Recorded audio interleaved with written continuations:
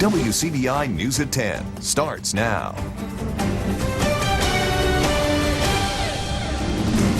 Severe storms move through Louisville, knocking down trees and knocking out power. Thanks for joining us tonight at 10. Emergency crews were called out to fix power lines and restore power to more than 2,500 residents. The storm hit the east side of town. Winston County Emergency Management Director Buddy King says the cleanup is already underway and residents were out immediately after the storm, removing debris. We've gotten several reports of trees down. We have one report of a tree down on a house. We did have some localized flooding due to the intensity of the rain. Got water in some buildings, and we're recovering from it right now. You can hear the chainsaws in the background. The wind started blowing, crazy rain. All of a sudden, I heard the power go out. Power pole pretty much exploded, and then a tree fell down in my yard, right across the neighbor's driveway. King says most of the damage appears to be minor. Also, the good news is no injuries were reported. Well, speaking of weather, we'll get a first look at our forecast. We'll send things over to Chief Meteorologist Keith Gibson. Hey there, Keith. Hey, Scott. All quiet here in Louisville right now. A live view with our Health Insurance camera, downtown Louisville, Mississippi, right there. No issues, but we do have a downpour, a few more downpours out there, one of which is currently over Winona. We have a few more here near Oxford up towards Ripley. All quiet down into the Golden Triangle area, but we still could see some showers and thunder showers around here later on this evening and later on tonight as well. So we are going to keep that in the forecast. I think we're done with the strong storms, but still pockets of heavy downpours, perhaps a little bit of thunder and lightning. Tomorrow, upper 80s to around 90s, still the chance for some showers and storms. Your full forecast in just a few minutes. Tonight, Columbus City leaders take another step forward towards rebuilding the Sim Scott Community Center. The board voted to hire Brian Brown and Associates as the architect. The facility was demolished in February when a tornado ripped through the city. Before the storm, the building was 5,000 square feet. Now, Mayor Robert Smith says the new plan is to expand and make the center 9,000 square feet. The dirt has already been moved in there for the slab, so now, since the council approved for the architect, then we can start now. The architect can start finalizing the plan, okay, and then placing the stamp on them. Then we can move forward from there with the slab, and then the building, and then from there, so hopefully within probably the next 4 or 5 months, that it'll be a new building there, Sim Scott facility. Smith says it will cost the city $8,500 to bring in the new architect. If you live in Columbus, you may notice some of your street lights are out. Mayor Robert Smith says the city has a list of all outages and they're working to replace them. At this time, the city will only be replacing the bulbs. However, there is a possibility the city will implement LED lights all over town. The city has hired a company to do a study on its light system. Smith says the company will present its findings to the board next month. After that, city leaders will then vote on putting in those LED lights or not. Listen up, parents. Your teens' teachers are being asked what they think of one of the state's 4 subject area tests. Their answers could lead to dropping the test completely. Courtney Ann Jackson explains. Mississippi high school teachers have been given a short homework assignment, a survey on whether they think the state should continue requiring the U.S. history test. It's the only assessment that we give that is not required by the federal government. So it became the last action item for the state's testing task force to undertake. It's kind of where the rubber hit the road. If we want to reduce testing in a real sense, this was the one that could be reduced and could be done just by state action. Several years there have been questions about students who failed the test and are concerned with whether they'll be able to walk at graduation. I think it's caused problems because it's not taken until students are juniors. Whereas English 2 is taken at 10th grade, algebra is usually taken at 10th grade, 9th or 10th grade. Biology is taken at 9th or 10th grade. So you have more lead time if you don't pass the test to use the alternate routes. But the pass-fail rate of the test did not factor into the task force decision to survey teachers. They are focused solely on how to streamline testing statewide. Anecdotally, as the director of an association, we've noticed a larger number of educators retiring in the past few years, and several of them have cited the emphasis on testing. The State Board of Education would make the ultimate decision if any changes were to be made, but the task force wanted teachers to feel like their voices are being heard. Courtney Ann Jackson, WCBI News. A group of youngsters spent the day learning about technology and agriculture. It was part of an agronomy day camp hosted by the North Mississippi Research and Extension Center in Verona. The campers made a field trip to find out more about plant science and the role technology, like drones, plays in the state's largest industry. Well, agriculture is the main employer in Mississippi. Most people don't realize that, and most people don't realize where their food and fiber comes from. And we are facing a potential shortage of professionals in the near future. Well, I know they don't use regular drones. They use drones with cameras on them. And one of the white ones that we're using over there is that it has a camera on it, and it has certain features, like you can tap on one place on the screen and it'll show you like where the drone has gone, what's the highest point it's gone. The kids even took home a bag of soil and some plants to put their lessons to the test. Areas of heavy rain across our region today. That was the scene in Amory on our Tuesday afternoon as some of those showers and storms were moving on through. Some of you got soaked, 1 to 2 plus inches of rain so far over the last 12 hours. Other locations not nearly as much. Now our rain chances will be on the decrease a little bit here. Full forecast is next. Your WCBI First Alert AccuWeather forecast with Chief Meteorologist Keith Gibson. Clusters of storms across the lower 48 today, and we've had our taste here in the deep south. We still have a couple of downpours, one of which just leaving Winona right now in parts of Montgomery County. A few more showers bubbling on up Oxford and points northeast over here towards Ripley, Blue Mountain, and just south of Corinth, even over here to northern parts of Tishomingo County near Iuka at this point in time, where we had some stronger storms earlier today. We do expect to see more of these showers and thunder showers continue during the night. We don't really anticipate any more strong or severe weather tonight or tomorrow. That's certainly good news. But we may see some coalesce up here across the northern part of our area as we go throughout the course of the rest of the night. So we may see a better chance of rain across the northern tier of our area tonight and for the morning commute. And then we're back into the upper 80s to around 90 tomorrow. We start out in the 70s. We're in the 70s now. We stay in the 70s all night long. Basically, your current temperature, mid to low 70s, that will be our low for tonight. Upper 80s here in Tupelo tomorrow, 87 farther south in the Columbus area, about 89 or 90 in Louisville. And we're looking at those rain chances about 40%, winds from the southwest about 5 to 10, 88 for you in Vernon. The storm in Caledonia today, a lot of these storm clouds around the region producing some interesting looking shelf clouds, outflow boundaries. There's a rain shaft in the Starkville area. We got that very strong storm around 5 o'clock in Louisville, doing some damage there to the trampoline, the trees, some of those power lines coming on down. And there's that debris on the road after some of the activity. Speaking of the roads, look at that flooded roadway there. That is North Church Avenue in northern parts of Louisville earlier this evening with that flash flooding going on, a quick 1 to 2 plus inches of rain. And you can see that with our Alpha Insurance camera network, our time lapses there across the region. So typical summer fare for us. As I mentioned, tomorrow morning, perhaps the best chance for some of those downpours in the morning north of Columbus out towards Tupelo and northwest Alabama. We'll see. And then we'll likely have a few more as we go throughout the heating of the day. We just can't shake completely the chance for showers and storms, but rain chances go down a little bit by Thursday. Temperatures start to go on up. The heat index will become a problem. Maybe not so much tomorrow. We're used to the heat index around 100, but will gradually go up a little bit Thursday and the Friday. Some of these numbers may actually be about 4 or 5 degrees below where the actual heat index will be, somewhere about 105 in some places. 92 Thursday, 93 on Friday. Some of you may actually be about 94, 95. Rain chances a little bit lower Thursday, Friday, but they're going to come on back for the weekend. We stay warm, we stay humid into next week. It's been 50 years since the Apollo 11 astronauts launched to the moon. I'm Chris Martinez at the Kennedy Space Center with a look back at the historic mission.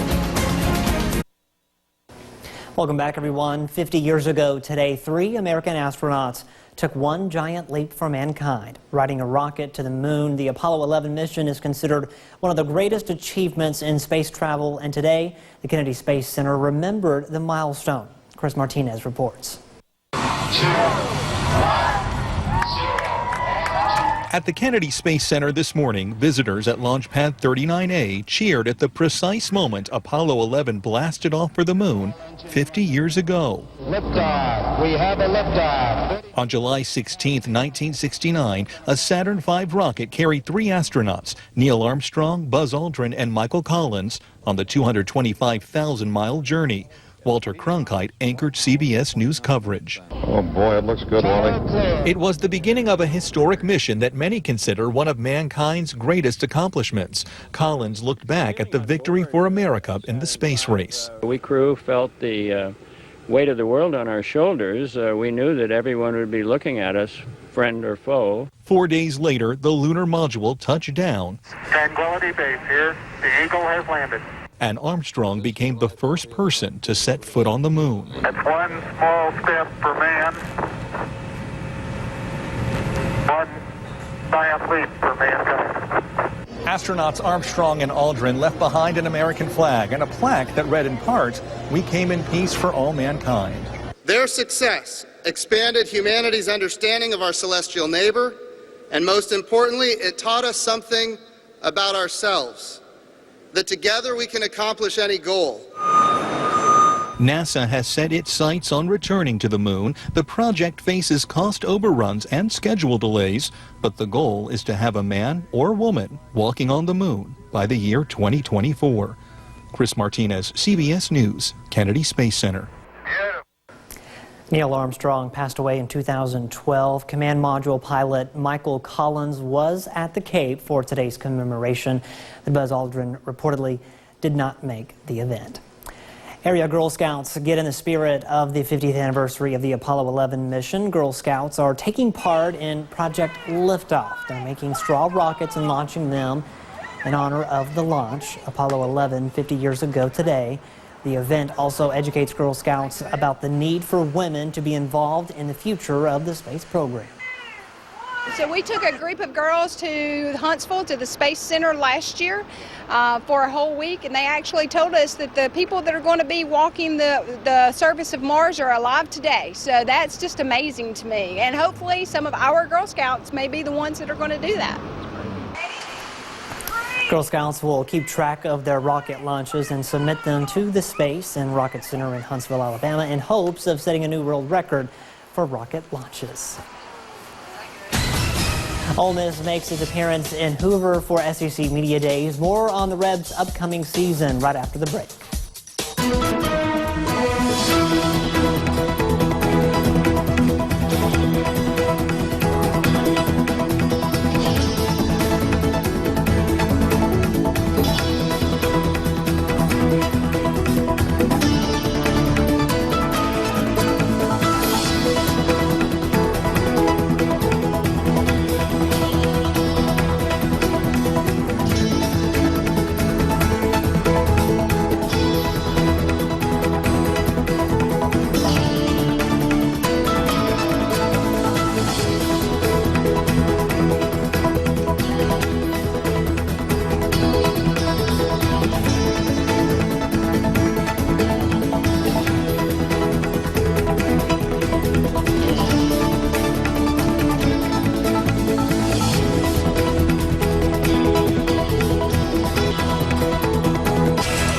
Sports on WCBI.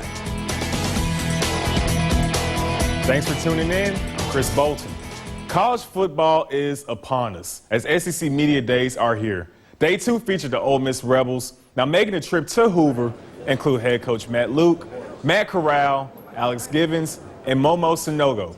Plenty of change is taking place for Ole Miss as they enter the new season. You have new coordinators, a new starting QB, A.J. Brown, D.K. Metcalf, and DeMarcus Lodge are no longer on campus, which means there will be a new wide receiving core. Now, despite the turnover, the team is looking forward to what the new crop of wideouts will bring.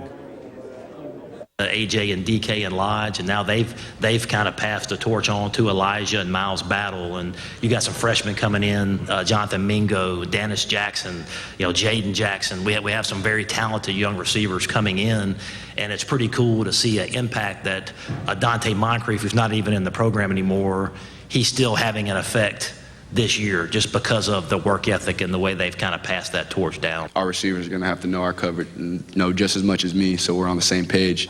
And he's done a good job of that, and he's he's in the film room with me, just like Elijah Moore and DeMarcus Gregory and Miles Battle, all those other guys, all those other young guys, and nothing but excitement for Braylon Sanders. It's always going to be different, but we have a lot of young guys that are stepping up, good athletes, that can get the job done just like them, and coordinators, I love all our coordinators. Rich Rod, very feisty guy. Loves DL, which I love that. Kind of gets me going during practice, and so it's a different team, but we're going to be a really very well-rounded team. Alabama Week continues on. For stop number 23 on our 60 and 60 marathon, we check in with the South Lamar Stallions. Now, the Stallions are coming off an undefeated season, looking not only to repeat that success, but to do even more. WCBI's 60 Schools in 60 Days is brought to you by Sparklight. 2018 sits in the memory of the South Lamar Stallions as an unforgettable season. The Stallions experienced their first undefeated regular season since 1994, but for a second year in a row, came up just short of a state title appearance. South Lamar head coach Clay Gilliam and his squad remembers the feeling to fall short and are determined in 2019 to bring home some rings. They know what it takes now. They've went through 3 years. This will be their 4th year with me, and they know what it takes to get there, and they've done a really good job with that, and they know this is going to get them there. Our expectations is have another undefeated season, make a good run through the playoffs, and hopefully get a ring in the championship. We lost a few players, but we got some coming in. They work hard. I hope they play even harder. South Lamar won't be quite as loaded as it was last year. After losing a chunk of experienced seniors, the Stallions know the growing pains of filling in gaps on the team and work to do so while relying on the team's quick feet to help get the job done. We have a lot of speed this year. We'll rely a lot on that, but Jarrett Bryant, Malachi Oglen, Chase Sides, they're great guys. They have a lot of speed, and we rely a lot on those guys. We get to the outside, it's probably a touchdown, no doubt. Ain't nobody been able to catch us in open space. We just made plays and scored. We lost some on the line, but we got some coming in, and they're pretty big. Coach Gilliam has raised this team as he prepares to begin his 4th season in charge. As a team that's grown up together, the team's closeness translates into chemistry on the field. These seniors were my 9th graders when I was coming in. Couldn't be more proud of them. They've done a really good job.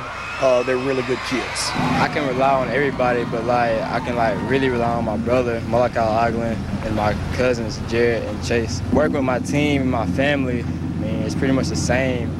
My bond with my team is pretty much the same as my family. We're real close. The Stallions enter into a new season with confidence and the mentality that each Friday comes down to hard work, preparation, and simply finishing out the game. South Lamar begins its quest for a state championship win against Lamar County on August 23rd. Kids say it's lit. I want it to be lit. And when it's under the lights, it's a different feeling. And I'm so pumped up about it. With the Stallions on the high school football tour, Courtney Robb, WCBI Sports.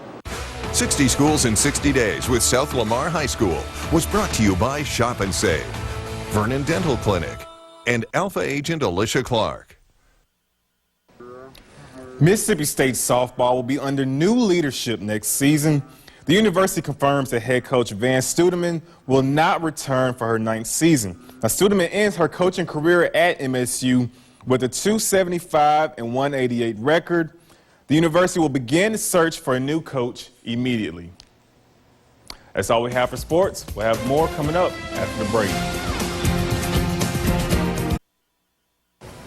Some downpours out there, some thunder and lightning in some places, but in general, this is just nuisance, typical summertime stuff for us right now. We got temperatures in the mid to low 70s, and those basically are the lows for tonight. Tomorrow, we start out in the 70s, back into the upper 80s to around 90 during the course of the day. There could be some storms around for the morning commute, especially up towards Tupelo, and then some scattered storms in the afternoon. Lower rain chances Thursday, Friday. Here comes the heat. We're back into the 90s. You were showing that video in Louisville, that gas station. Some of that flooding there, just insane. When you get about 2 inches in about 15 minutes, that's what happens. That's a lot of water It real sure fast. is. All right, thanks, Keith. Thanks for watching, everyone. Have a great night. We'll see you right back here tomorrow, same time, same place.